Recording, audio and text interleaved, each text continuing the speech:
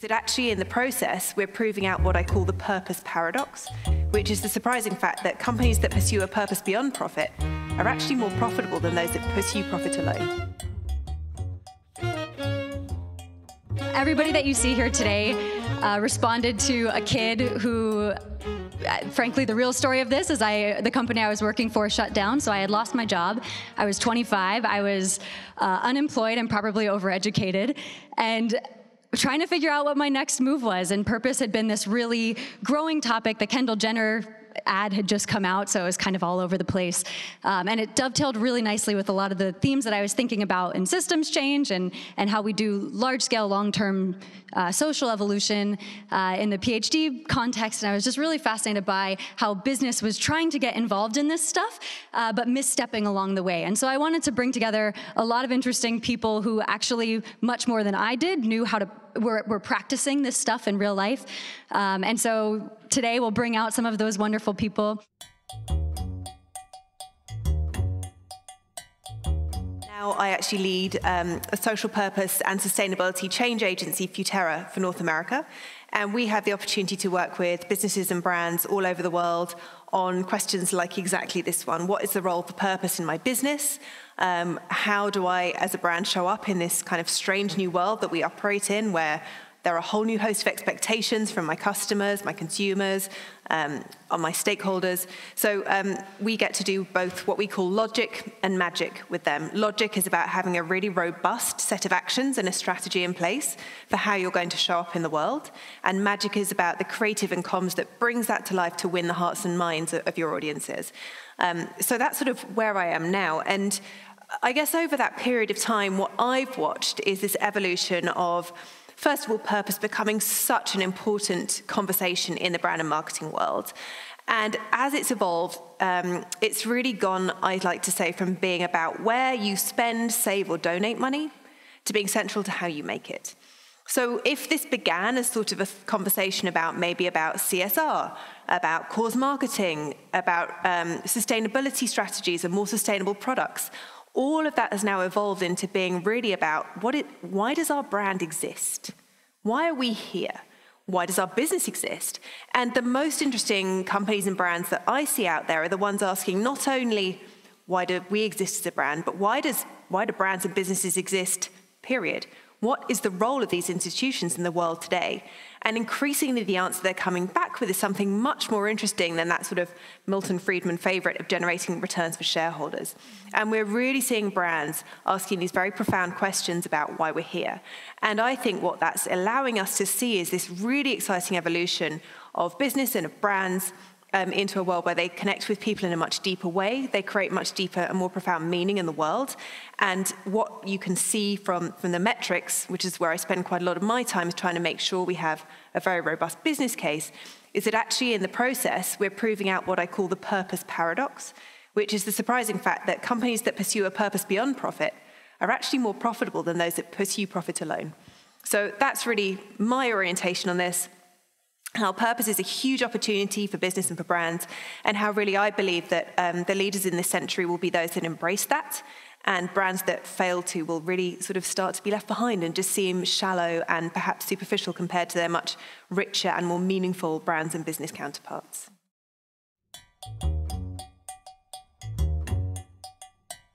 I'm the Chief Marketing Officer for Diageo North America. I've been with Diageo about 20 years or so, sort of in denial. Once you hit about 20 years, you sort of stop counting. And I've been lucky to sort of roll around the world with Diageo, which has been a lot of fun. So worked in lots of different countries around the world, and actually spent less of my time, actually, I've lived in this is my 8th year, I think, living in the US. Lived in Miami for about 7 years. So I've been around the place a little bit, which has been good. I think hopefully some of you know about Diageo. Just so you know, we're a spirits and beer company. So just so you know, we're a fairly large spirits and beer company. We operate in 180 countries around the world. And we have quite a lot of sort of famous brands, from Johnny Walker to Guinness to Smirnoff, etc. And that's not a pitch, it's just in case people don't know, because we're actually only 21 years old, actually, so we're still a relatively new company in some respects. Purpose is really important for us, and some people may say, it's funny, someone grabbed me just outside and said, well, for a drinks company, what does purpose mean? Now, because they say, oh, your drinks, and there's a whole thing going around the drinks industry. First thing is we're acutely aware of the role that we play in society as a drinks business. And we fundamentally believe that a lot of the best times that people can have, and this is an industry which has been around literally for thousands of years, are when they're with their family and friends and they're enjoying a drink. We're also aware that we want people to enjoy drinks responsibly, and that's better for our industry and it's better for everyone. So responsibility at the heart of all that we do is absolutely critical. So if you take a step back and say, what's purpose? And a bit, Freya, to what you were saying. Purpose for us is about the difference that we can make in the world. And stuff I'll probably talk about is, we don't all have to be out there radically trying to change the world, but we do know that in all that we can do, we can make a difference. So at a Diageo corporate level, our purpose is about celebrating life every day, everywhere. And why was that? And that was a purpose we created literally 20 years ago when we became Diageo as a merger of different businesses. Because we believe that actually around the world, some of those best times which I talked about are when you celebrate life with your family, with your friends, with your best people. And I think it's funny, when we created it, it said, yeah, that's quite nice, and it was a nice line. And purpose wasn't in. It was a bit like this was, and Wolf Ollins had created the name for us. And it was like, we've got a purpose, and no one really related to it. And I think as we've grown up as an organization, we've almost grown into our purpose and started to understand it and had more conversations about what it means. Because at a very basic level, we just want people, especially at times when the world's quite a crazy place in many respects, to have those moments when they actually do celebrate and reflect and enjoy life, actually with a drink, responsibly, with the people they want to be with. And that's what we do. And if we can do that and actually grow our business and make more money and then put more money into doing good, and at the same time what all businesses have to do, which is do business in the right way, be sustainable, drive a diversity and inclusion agenda, et cetera, which is all about the housekeeping of the important stuff that we do because it's the right thing to do, then the purpose is what drives you to make a bit of a difference in the world. So at a macro level, that's what we're about, and that's the difference. I could probably talk for hours, but if I look at our brands, and I think we'll probably talk about this, our brands, our best performing brands, are the ones that have purpose at their heart and where we are clearest on the purpose. And they are the best performing brands. They're the ones that are doing the best. So a brand like Crown Royal, which is all about generosity, a brand like Johnny Walker, which stands for progress, Guinness, which stands for great achievement, etc. So I can talk more about that, but at the heart of our business, we have a load of brands. The best brands are the ones which have the clearest defined purpose. The definition that we took is that it's the North Star vision of an organization about the value that it creates in the world, value being both economic and also social. What I landed on for myself is that when I think about purpose, is I am looking for a business to have a broader social or environmental purpose in the world that it exists to solve, and I want to see it making money by doing that. So Unilever's purpose is to make sustainable living commonplace. Tesla's is to transition from a mine and burn hydrocarbon economy to a solar electric economy. Now, so that's what I like to think of as purpose. However, if you're making whiskey, should that have a purpose like that? Or is that just overstepping? Because the consumer's not buying the whiskey necessarily because you're going to solve poverty. They're looking for a very specific experience from you, and they want that experience delivered brilliantly and beautifully in a way that's going to make them feel amazing. So I'm not sure that we have landed the definition yet as a community. My personal view is that I'm looking for that step up from delivering to an individual consumer something that they want to delivering something collectively that benefits us, not just me. So my thinking in this context is around a framework that Cornell West shared a couple weeks ago between the difference between orthopraxy and orthodoxy, right? So in a religious context, orthodoxy is the practice of rituals, right? It is known to be your set of beliefs. Orthopraxy is conduct. And so without both, you're actually not moving through the world in a way that honors what you say versus what you do. And so what I've found in my work is that oftentimes the orthodoxy is set in stone. So you have, values, culture, things that are sort of there on the about page of your favorite company, like who we say we are, what we care about, but the orthopraxy is missing. So your conduct in the world does not necessarily reflect the belief system that you espouse. And that has a biopsychosocial ramifications for your end consumer, the culture that you build, and the talent that you're trying to attract, retain, and in some respects imbue with this belief of what a ethical or good or future-facing member of society is, if that's where you think your institution is centered.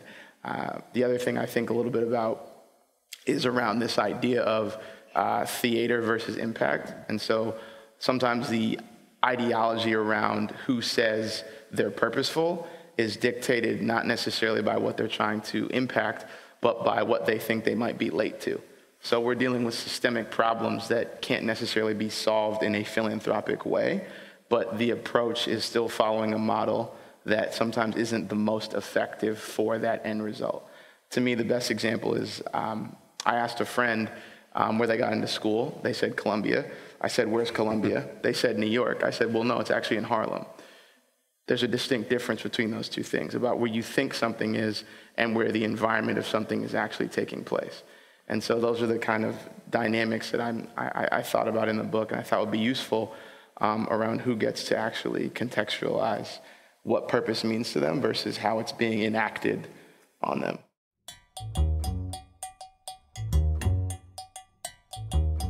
When it comes to measurement, there is, you mentioned this, the aspirational or the soft side of it. And that was sort of the way I broke down the measurement of purpose, was thinking about it in three ways in terms of measurement. One is this sort of aspirational level, or the North Star, et cetera. There are various different terminologies. That organizing principle for the organization or the brand specifically that kind of guides general decision-making about the brand, ideally at extremely detailed levels. If you have true, a true aspirational purpose that is truly meaningful, had we had, Norm DeGrieve here talking about CVS Health, they're one of the greatest examples of really driving that in a transition from a pharmacy to a wellness company. They said, if we're going to be a wellness company, we cannot sell cigarettes anymore. And so they took a tangible $2 trillion hit on their annual revenue to $1 billion hit on their annual revenue by not selling cigarettes anymore. So, that's sort of one of those clearly tangible, actionable, measurable things at that higher aspirational level. The next is if you really take it to a higher order, which in some ways that did with CVS as they are, which is where you really embed purpose into every part of your organization. And every decision-making has to go back to it. We had on stage here one of the members of B Corporation, B Lab, a couple of years ago. They are a very interesting organization that's built with academics and practitioners, a detailed rubric looking at governance, looking at worker compensation and worker treatment issues, looking at environmental impacts, and looking at your impact in society. And it's an extremely long questionnaire. It's divided by which country you're in and what regional sources there are. And it's a measurement tool to really get at that full level and gets even to this level of governance where it is literally part of your organization. And as an example, Warby Parker was a certified B Corporation, abiding by all of this, but had not put it into their governance structure. And B Corporation gave them several years, but as the IPO of Warby Parker was lingering and they hadn't actually written some of these rubrics, they were dropped as being assertive. They had a chance to do that, and B Corporation dropped them. So again, little challenge if you're going to be a publicly owned company to deliver at that higher order level. There are still imbalances on what you can do with your financial and stakeholder pressures.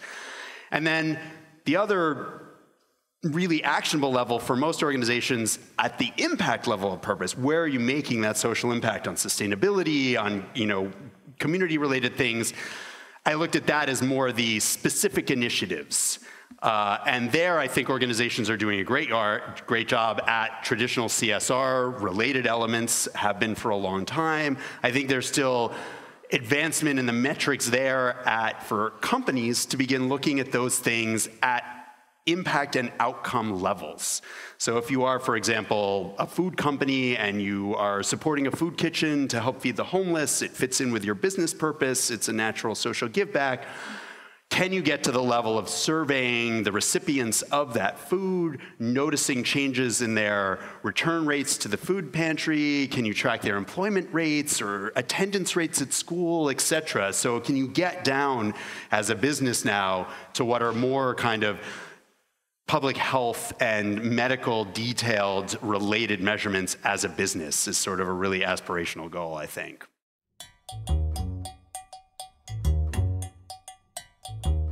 I think perhaps what it comes down to is that this is a different way of doing things. This is new. I mean, people like Carol have been on this one for 20 years or something, but still, in terms of mainstream business really trying to grapple with purpose, it's newer. And the way I think about it is, if you think about it in the context of brand, for example, you know, we began, the world of brand was really all about rational benefits. And then we went through this era, the era that I kind of grew up in big agencies, where it was really about the emotional benefit. But now we're evolving to this purpose space where it's kind of about your social and environmental benefit, or at least your role in the world. And so when you evolve the definition of I guess, an orthodoxy like that, you're going to face a lot of challenges implementing new systems, because it really changes everything. How are you defining success? What is your brand key going to look like in this new era, where you have to have a social or environmental role there? You have to have a brand purpose at the heart of it, where perhaps before you had a brand promise or a proposition. So there's the simple challenge of a completely new way of doing something and reprogramming business globally to do that. I mean, I actually wrote a book, which you may have referenced earlier, Green Giants, where I looked at actually one very central metric of the success of this kind of approach, which was the $1 billion revenue benchmark. I looked at 9 companies that have turned sustainability and social purpose into billion-dollar businesses. And, you know, because I felt that was critical, if we could convince people that there was a business case there, they might be more likely to follow it. But even the belief... Can you give us a sense of what some of those brands are, just so we know what the realm that you're talking about? I tried to make sure it was quite a broad swath so that it wouldn't be that people could feel like, well, this doesn't apply to me. So it's everyone from Nike with their Flyknit shoe technology to, this one's a little out of date now, but GE with Eco-Imagination, to Tesla, which has become what I call a green giant 14 times over in one weekend with the release of the Model 3, where they had $14 billion of pre-orders in one weekend. And there's a host of others.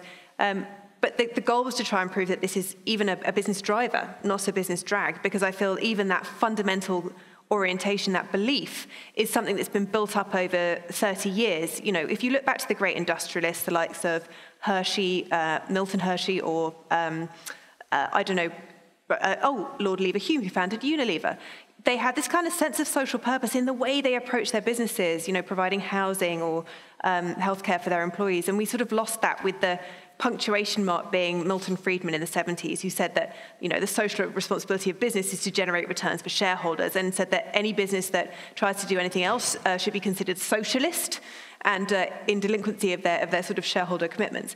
And that philosophy has been taught in business schools and law schools for the past 30 years, and so really has become the prevailing belief system. And that if you are focusing on purpose or in having a social role, necessarily that's going to be in conflict with business. It's going to be in conflict with purpose. So even just trying to change that fundamental belief system, which my book was a little attempt to do, to say, hey guys, actually this is not about just spend, save or donate money. This is about making $1 billion.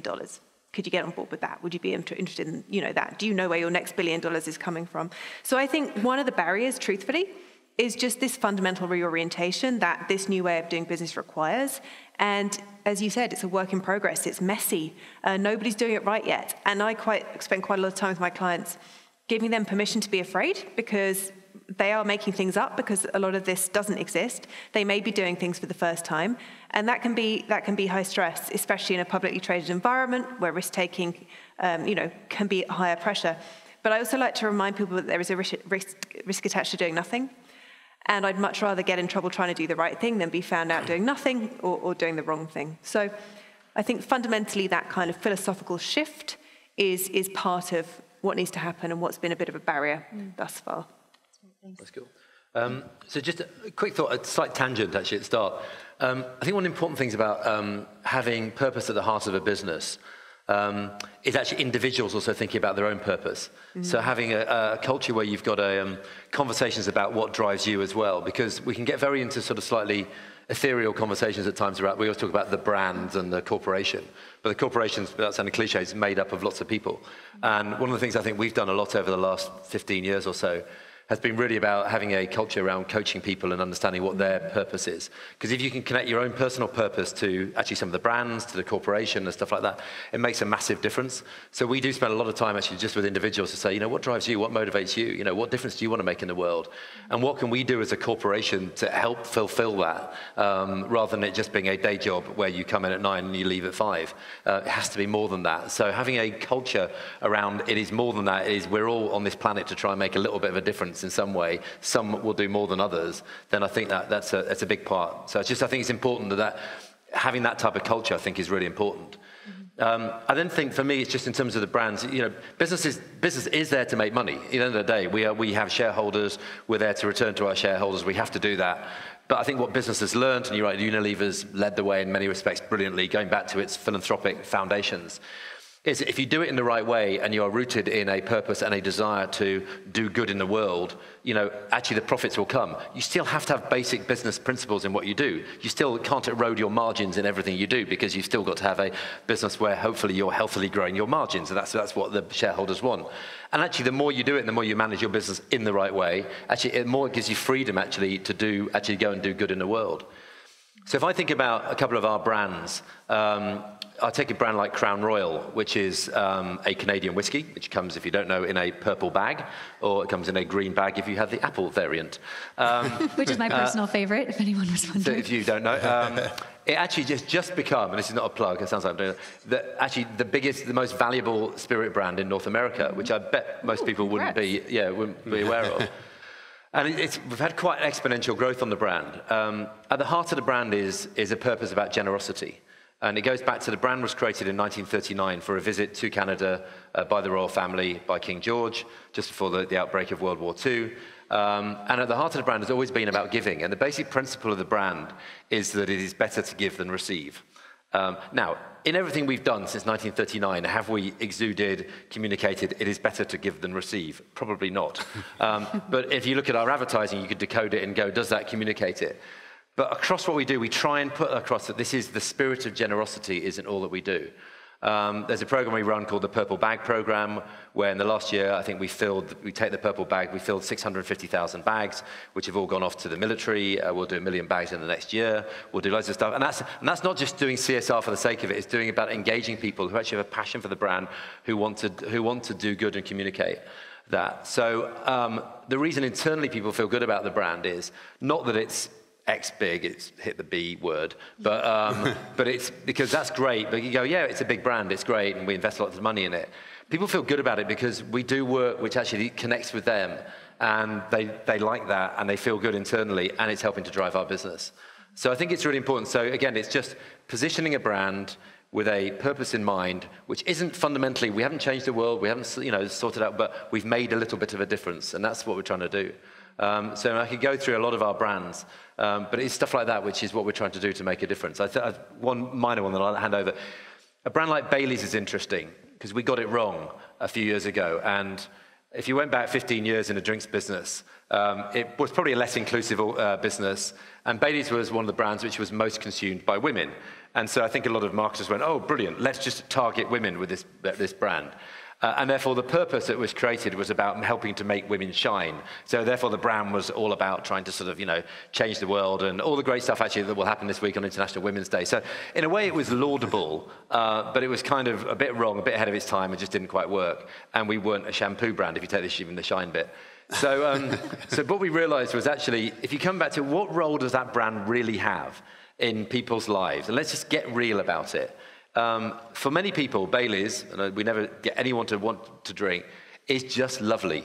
It's really nice. And if you've had a busy day and you're a bit stressed, and it can bring a bit of indulgence. And in a world where treating and people are busier and they're running around like mad things and the resurgence of cupcakes and chocolates and bits of stuff like that, all we want to do is give the world a little bit of a treat and a little bit of indulgence. And that's all we're trying to do.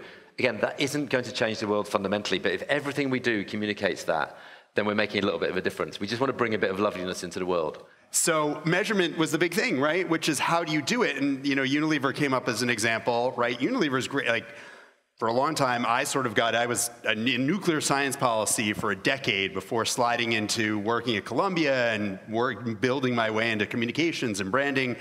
And in the early days, it was very much about, Dove and, the campaign for Real Beauty, which was a wonderful purpose-related brand effort.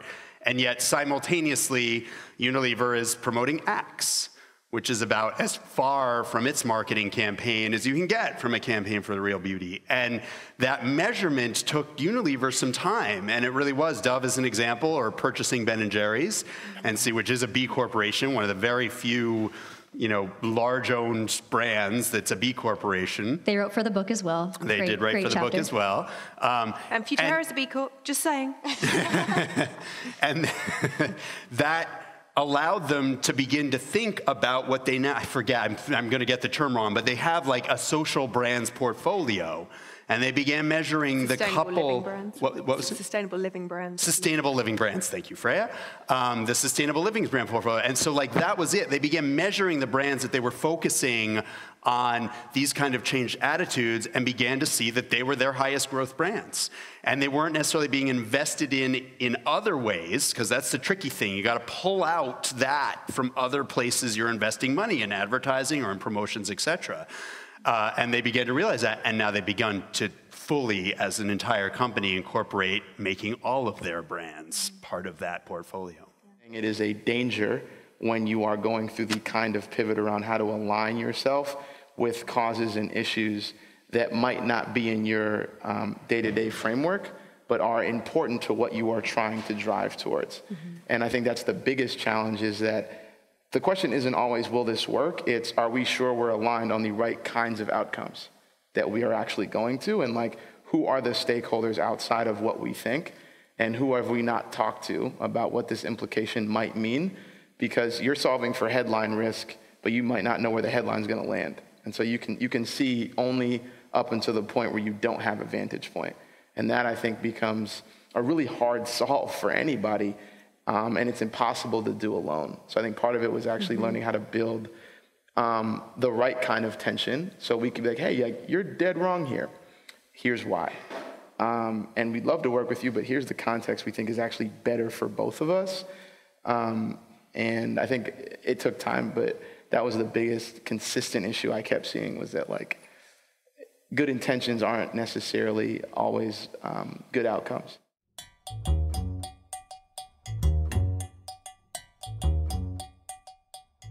One of the things that came out strongly is that there's a shift happening from corporate activism, this kind of co-opting of movement and idea space, into something that's more around collective action and thinking about how you use your greater strengths to amplify others and to think around partnerships around issues. And this ladders up more broadly to how we think about social change happening in the world today. Every sector is responsible, and every sector is going to need to be part of the solutions. And so figuring out how corporations can better work with government rather than co-opt that jurisdiction, or can better work with foundations or with other startup companies and people who are excited about the same space and the same conversations. I think that's a space where we will continue to see brands experimenting in the next little while, and we already see some doing it really well. We say, the movement space doesn't want to join the company's movement. They want the company to join theirs. So, and that is really this sort of reorientation from being company-led to being servant, to being in service of, putting your brand at the service of a movement. And I could pick, for example, on, I think, the work that Nike did, for example, around Colin Kaepernick. And, I don't know what my fellow panelists thought of that, but I found it, to be a great example of a brand putting itself in service of a movement that already existed.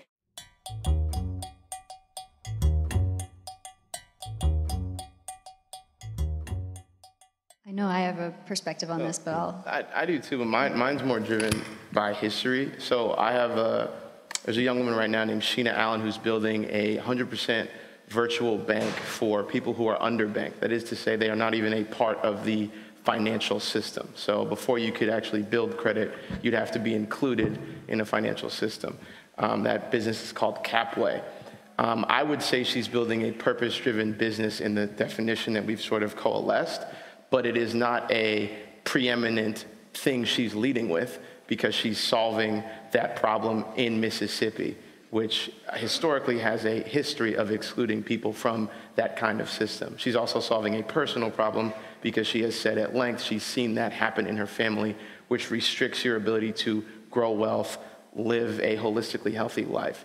So my belief is that it might be conflated at this moment in history based on what we're seeing via nation states and things that are happening at a macro level.